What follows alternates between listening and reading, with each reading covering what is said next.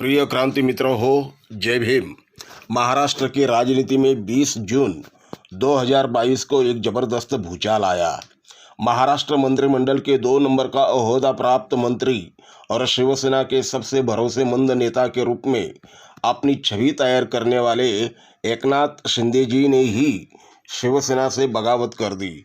इससे महाराष्ट्र की राजनीति में भूचाल आना कोई आश्चर्यकारक बात नहीं थी, लेकिन सवाल उठता है कि एक सामान्य रिक्शा चालक रह चुके एकनाथ शिंदे जी को शिवसेना ने शाखा प्रमुख, नगर सेवक, गट नेता, 4 बार आमदार, महाराष्ट्र मंत्रिमंडल में शक्तिशाली मंत्री पद दिया।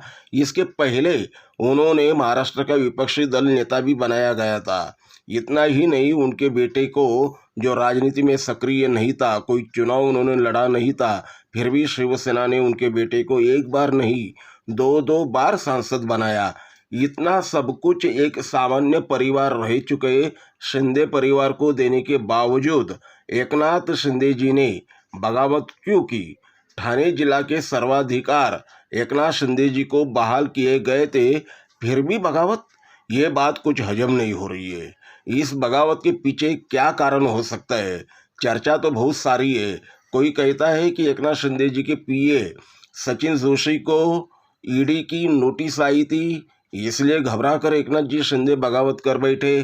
तो कोई बोलता है कि इसके पीछे भाजपा का हाथ है, तो कोई बोलता है जो विधायक एकनाथ जी शिंदे के साथ गए उनमें से अधिकतर विधायकों पर ईडी कार्रवाई करने वाली थी या कर रही थी, जैसे कि प्रताप सरनाईक, यामिनी जाधव के परिवार के यशवंत जाधव तथा अन्य कुछ विधायक ईडी के गिरफ्त में आ चुके थे, इसलिए इन लोगों ने बगावत की।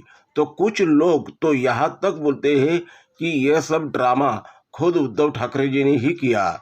उद्धव जी की सरकार गिराने की हर एक कोशिश भाजपा कर रही थी। हो सकता है शिवसेना विधायकों के पीछे कुछ यंत्रणाओं को लगाकर शिवसेना को बदनाम करने से अच्छा है कि एकनाथ शिंदे को आगे कर यह बगावत का नाटक रचा गया, ऐसा भी लोगों द्वारा बोला जा रहा है।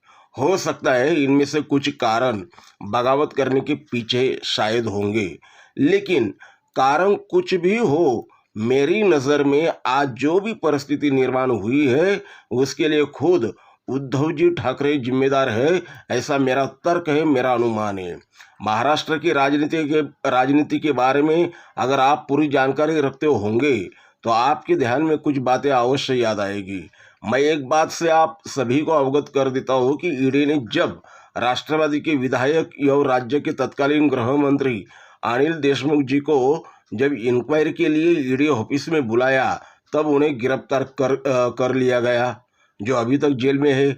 दूसरे मंत्री नवाब मलिक जी को इंक्वायरी के लिए बुलाया, तब उन्हें गिरफ्तार कर लिया गया, जो कि अब तक जेल में के अंदर ही कैद है।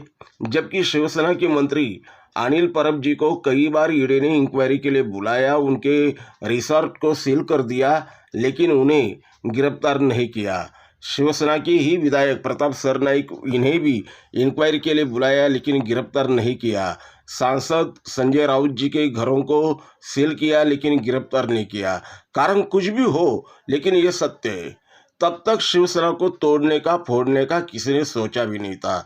लेकिन हाल ही में उद्धव जी ठाकरे ने एक आम सभा को संबोधित करते हुए कहा कि भारतीय स्वतंत्रता की लड़ाई में राष्ट्रीय स्वयंसेवक संघ ने कभी भी हिस्सा नहीं लिया। देश की आज़ादी के लिए संघ ने कभी भी कोई योगदान नहीं दिया। बस उद्धव जी ने इतना सा सच कहा और खलबली मच गई।